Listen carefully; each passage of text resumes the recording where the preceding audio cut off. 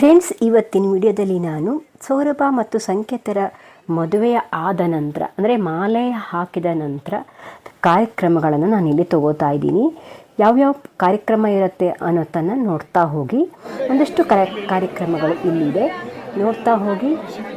ಹಾಗೆ ನಾನು ಇದರ ನಾಂದಿ ಕಾರ್ಯಕ್ರಮ, ಎಂಗೇಜ್ಮೆಂಟ್ ಕಾರ್ಯಕ್ರಮ ಎಲ್ಲವನ್ನು ಹಾಕಿದ್ದೀನಿ. ಆ ವಿಡಿಯೋಸ್ಗಳನ್ನು ನೋಡದೆ ಹೋದರೆ ನೋಡಿ. ಇನ್ನು ನನ್ನ ಚಾನಲ್ನ ಸಬ್ಸ್ಕ್ರೈಬ್ ಮಾಡದೆ ಹೋದರೆ ಸಬ್ಸ್ಕ್ರೈಬ್ ಮಾಡಿ ಅಂತ ಹೇಳ್ತಾ ಈ ವಿಡಿಯೋನ ಸ್ಟಾರ್ಟ್ ಮಾಡ್ತಾ ಇದ್ದೀನಿ. ಬನ್ನಿ ನೋಡೋಣ. ಒಂದಷ್ಟು ಜನರು ಈಗಾಗಲೇ ಬಂದಿದ್ದರು. ಬೆಳಗ್ಗಿನ ಟೈಮ್ ಇದು ನೋಡ್ಬೋದು. ಇಲ್ಲೆಲ್ಲ ಈ ರೀತಿ ಇದೆ. ಮಾಲೆ ಹಾಕಿದ ಮೇಲೆ ಎಲ್ಲರೂ ಒಂದಷ್ಟು ಫ್ರೀ ಆಗ್ತಾರೆ.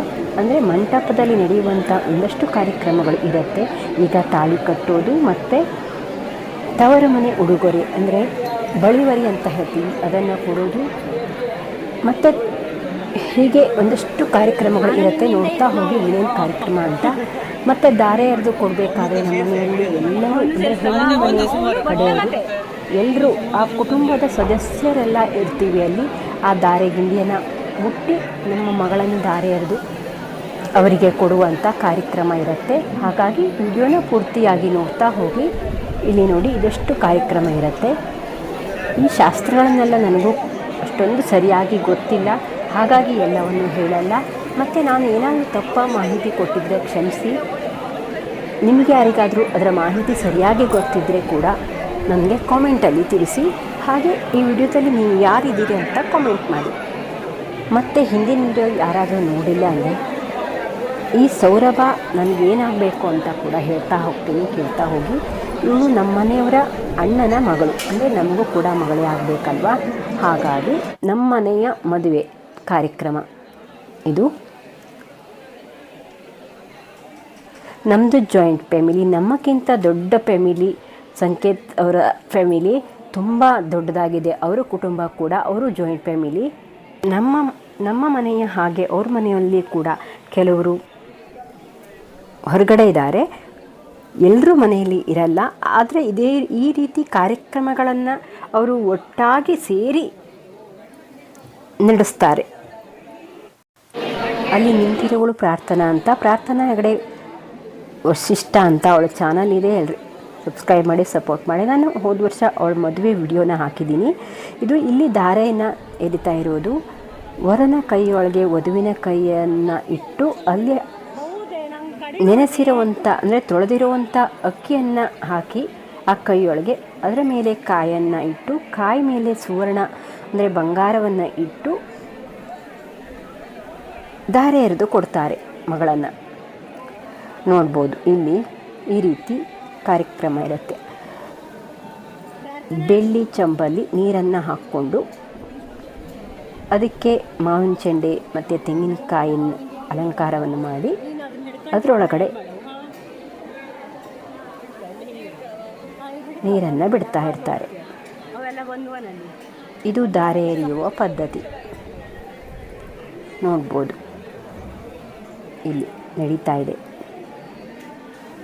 ಹಾಗೆ ಆ ಅಕ್ಕಿ ಕಾಳನ್ನು ವಧುವರನ ತಲೆ ಮೇಲೆ ನೋಡಿ, ಹಾಗೆ ವಧುವಿನ ತಲೆ ಮೇಲೆ ಹಾಕುವಂಥ ಪದ್ಧತಿ.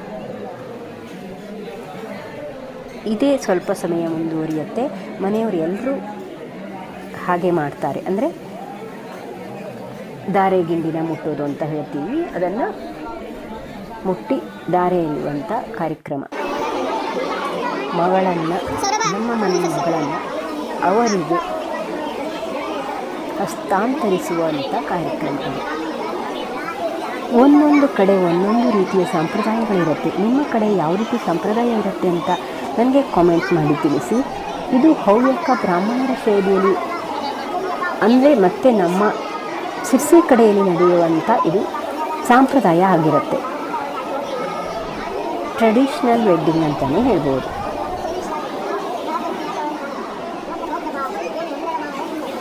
ಅಲ್ಲಿ ಪುರೋಹಿತರು ವರನಿಗೆ ಮತ್ತು ವಧುವಿಗೆ ಆ ಸಂಪ್ರದಾಯದ ಬಗ್ಗೆ ವಿವರಣೆಯನ್ನು ಕೊಡುತ್ತಾ ಇದ್ದಾರೆ.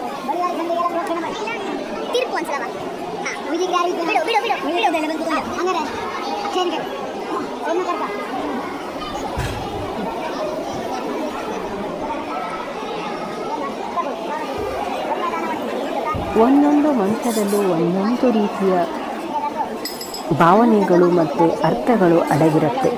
ಅದನ್ನು ಅರ್ಥ ಮಾಡಿಕೊಂಡ್ರೆ ನಮಗೆ ಆ ಮಂತ್ರಗಳು ಸಾರ್ಥಕ ಅನಿಸುತ್ತೆ. ಮತ್ತು ಆ ಶಾಸ್ತ್ರಗಳನ್ನು ಯಾಕೆ ಮಾಡ್ತಾರೆ ಅನ್ನೋದು ಕೂಡ ನಮಗೆ ಅರ್ಥ ಆಗುತ್ತೆ. ಶಾಸ್ತ್ರಗಳನ್ನು ಹಿರಿಯವರು ಸುಮ್ಮನೆ ಮಾಡಿರಲ್ಲ, ಅದಕ್ಕೆ ಎಲ್ಲದಕ್ಕೂ ಒಂದೊಂದು ಕಾರಣಗಳು, ಉದ್ದೇಶಗಳು ಇರುತ್ತೆ. ಇಲ್ಲಿ ನೋಡಿ, ತವರು ಮನೆ ಉಡುಗೊರೆ ಅಂದರೆ ಬಳಿವರಿಯನ್ನು ಕೊಡುತ್ತಾ ಇರುವುದು. ಇಲ್ಲಿ ಒಂದು ಕುಟುಂಬಕ್ಕೆ ಏನೇನು ಬೇಕೋ ಅದನ್ನೆಲ್ಲ ತಾಯಿ ಮನೆಯಿಂದ ಕೊಡುವಂಥ ಪದ್ಧತಿ ನೋಡ್ಬೋದು ಇಲ್ಲಿ. ಇನ್ನು ಮಳೆಗಾಲ ಬರುತ್ತಲ್ಲ, ಹಾಗಾಗಿ ಛತ್ರಿ ಕೊಡ್ತಾರೆ, ಹಾಗೆ ಓದಲಿಕ್ಕೆ ಬುಕ್ಕುಗಳನ್ನು ಕೊಡ್ತಾರೆ.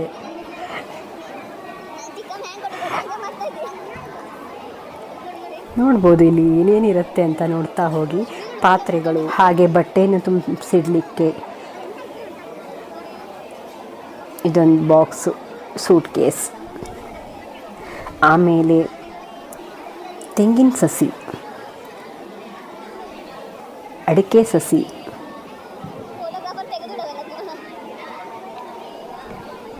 ಇದನ್ನೆಲ್ಲ ಬೆಳೆಸ್ಕೊಳ್ಳಿ ಅಂತ ಕೊಡ್ತಾರೆ. ಇದೆಲ್ಲವೂ ನಮ್ಮ ಹವ್ಯಕ ಸಂಪ್ರದಾಯ. ಸೇವಂತಿಗೆ ಅಂದರೆ ಹೂವಿನ ಗಿಡ, ಈ ಎಲ್ಲವನ್ನು ಮಗಳಿಗೆ ದಾರಿ ಎರೆಯುವ ಸಂದರ್ಭದಲ್ಲಿ ಕೊಡುವುದು.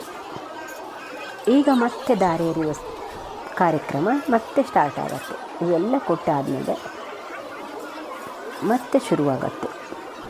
ನೋಡ್ಬೋದು ಇಲ್ಲಿ ವಧುವಿನ ಕೈಯೊಳಗೆ ಒಂದಷ್ಟು ಅಕ್ಕಿಯನ್ನು ಹಾಕ್ತಾರೆ ವರ, ಹಾಗೆ ಅವರು ಕೈಯಲ್ಲಿ ಒಂದಷ್ಟು ಅಕ್ಕಿನ ಅಂದರೆ ತೊಳೆದಿರುವಂಥ ಅಕ್ಕಿಯನ್ನು ತುಂಬಿಸ್ಕೊಂಡು ಮತ್ತೆ ಅದೇ ಕಾರ್ಯಕ್ರಮವನ್ನು ಮತ್ತೆ ಮಾಡ್ತಾರೆ.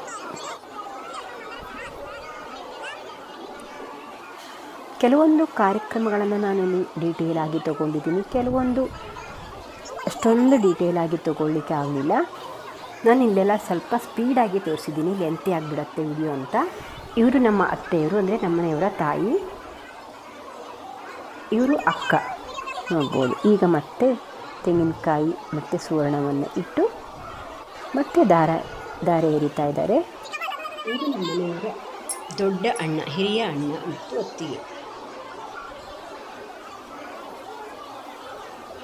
ಮುಟ್ಟಿ ನಮ್ಮ ಮಗಳನ್ನು ದಾರೆ ಎರೆಯುವಂಥ ಕಾರ್ಯಕ್ರಮ ಈಗ ಅಂದರೆ ಹಿರಿಯವರು ಮೊದಲು, ಆಮೇಲೆ ನಾವು ಸೀರಿಯಲ್ ಆಗಿ ಹೋಗ್ತಾ ಇರೋದನ್ನು ನೀವು ನೋಡ್ಬೋದು. ಇಲ್ಲಿ ಎಲ್ಲರೂ ದಂಪತಿಗಳ ಸಮೇತವಾಗಿ ಈ ದಾರೆಗಿಂಡಿಯನ್ನು ಮುಟ್ಟುವಂಥ ಸಂಪ್ರದಾಯ.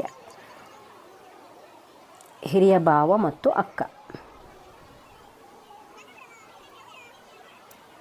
ಅಂದರೆ ನಮ್ಮನೆಯವರ ಹಿರಿಯ ಅಣ್ಣ, ಅತ್ತಿಗೆ.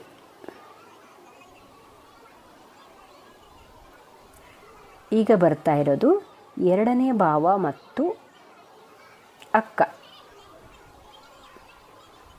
ಎರಡನೆಯ ಅಣ್ಣ ಮತ್ತು ಅತ್ತಿಗೆ. ಇದು ನಮ್ಮನೆಯವರ ಅಕ್ಕ ಮತ್ತು ಭಾವ, ಎರಡನೇ ಅಕ್ಕ ಮತ್ತು ಭಾವ. ಸೌರಬಾಳ ಅಪ್ಪ ಅಮ್ಮ, ಮೂರನೇ ಅಣ್ಣ ಅತ್ತಿಗೆ ಆಗಬೇಕು. ಈಗ ಬರ್ತಾ ಇರೋದು ನಾಲ್ಕನೇ ಅಣ್ಣ ಅತ್ತಿಗೆ. ಇವರು ಅಂದರೆ ನಮ್ಮನೆಯವರ ಅಣ್ಣ ಮತ್ತು ಅತ್ತಿಗೆ. ಇದು ನಮ್ಮನೆಯವರು ಮತ್ತು ನಾನು.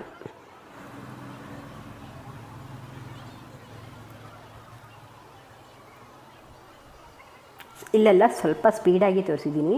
ನಮ್ಮನೆಯವರ ತಮ್ಮ ಮತ್ತು ನಾದಿನಿ. ಹಾಗೆ ಇವರು